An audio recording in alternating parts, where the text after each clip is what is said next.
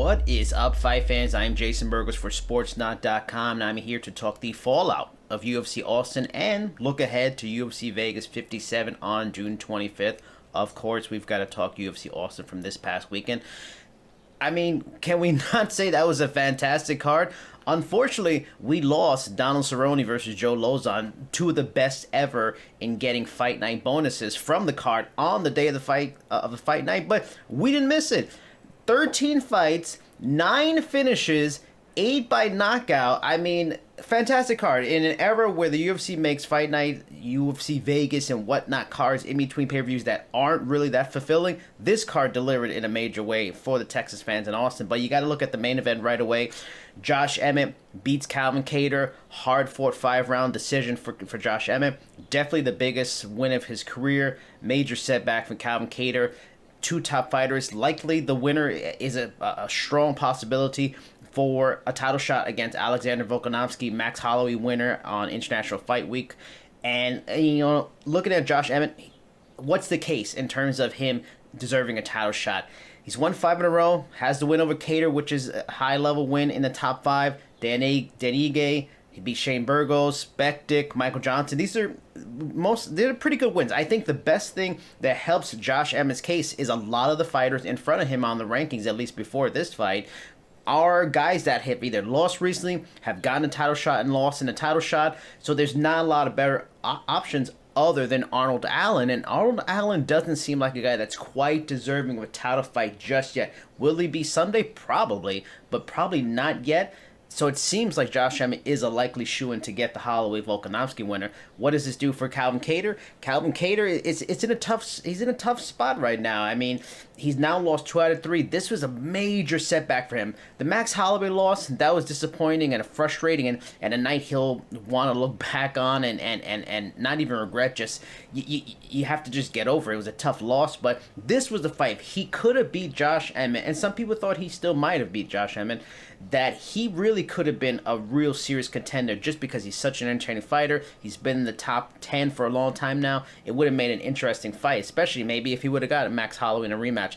But Kattar, big setback for him. Going further down the card, the fight that moved up to the co-main event with Donald Cerrone out, Kevin Holland beats Tim Means in his second foray as a welterweight for Holland. Looked fantastic again. Another second round stoppage, this time by TKO over a very durable fighter in Tim Means. So the question now is, how for real is Kevin Holland at welterweight?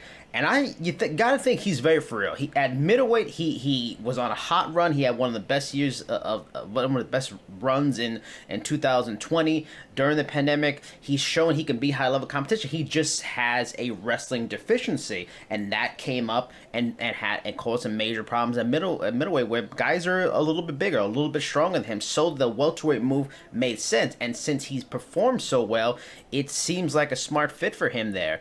And going to the next idea of talking about those deficiencies, he calls for a fight with Sean Brady next.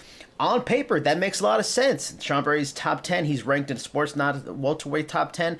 But Sean Brady is an elite level grappler. So on paper, hey, you can face a guy as a top 10. If you beat him, you jump right into the rankings, jump into the top 10.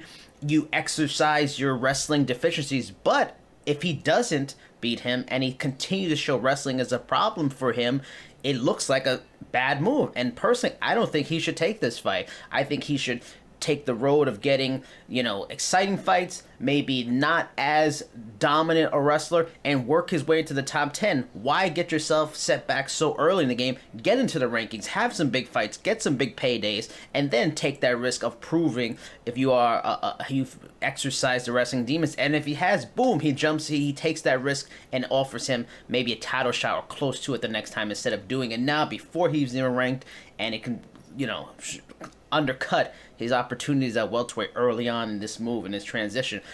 Going on from that, some other notable wins on UFC Austin. Joaquin Buckley, he moves to 5-2 in the UFC, 4 knockouts.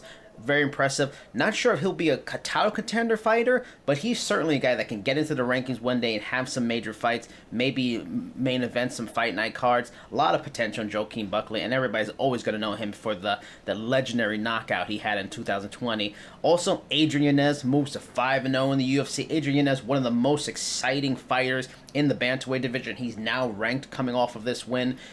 There's very few better boxers and more entertaining fighters coming up in the bantamweight division, and he is one of the more interesting prospects because, of course, he's got to get the high-level wrestler grappler test. But when in terms of striking, there's few that are better, and that's exciting about him. At such a young age, only getting better, has a lot of similarities to a guy like Jorge Masvidal.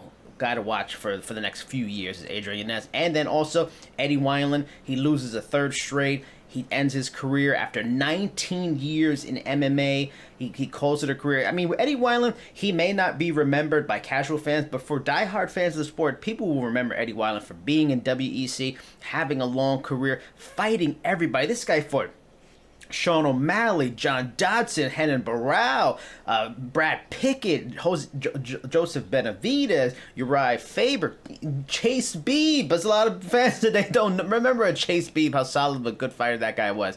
Eddie Wineland, strong, solid career. Not many people can stay in the MMA game for 19 years, almost 20 years. Kudos to Eddie Wineland, and best of luck to him in his future endeavors and what he decides to do next with his life.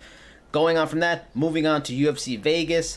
UFC Vegas, it's a solid card, but coming off of UFC Austin, not quite as spectacular.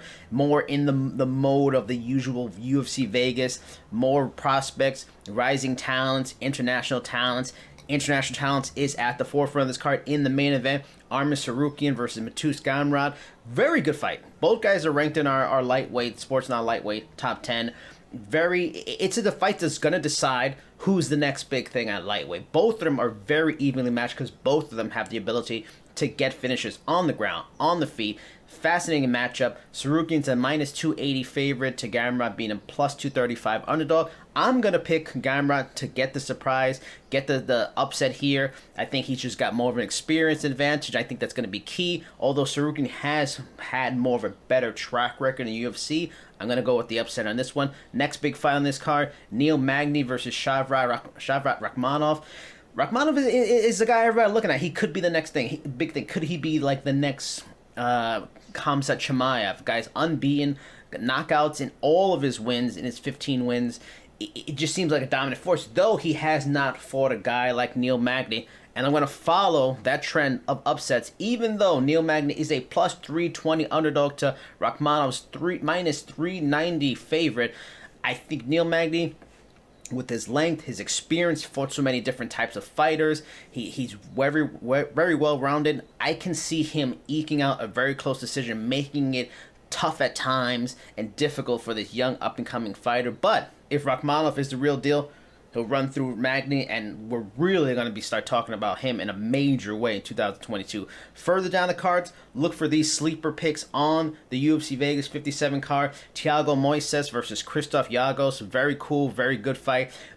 Of course, Moises main evented a Vegas card not too long ago, maybe a few months back. I guess Islam Makhachev didn't go so well for him, but still a talented fighter. Very good ground game. Christos Giagos, very well rounded, could beat you both ways. Maybe not as close in terms of the competition he's faced or beaten, but both of them have faced really good competition, and both have had tough losses to elite guys. Makhachev, him. Christos Giagos lost to Charles Oliveira before he really got in that real big run to the title. That's a interesting fight, fun fight. Both are entertaining fighters. Chris Curtis versus Rodolfo Vieira. Chris Curtis, one of the more interesting stories in the UFC right now. This guy's career was almost over a few years ago with the PFL. Retired and then came back during a playoffs because they were the playoff. The next fight, one of the guys fell out. He had to fill in. He was almost done. Now he's gotten a chance in the UFC. Has back-to-back knockouts. He's known as Action Man because he brings the action. He's always worth watching. And another fight, Brian Kelleher versus Mario Batista. Brian Kelleher is always interesting, fun to watch, well-rounded, more of a grappler, but is willing to stand up and strike. Mario Batista, young up-and-coming star, huge experience gap in this fight, but both talented. Big test for Mario Batista. For Kelleher, it's about staying relevant, continuing to stay relevant in that division at bantamweight. That's another good fight to watch at UFC Vegas 57.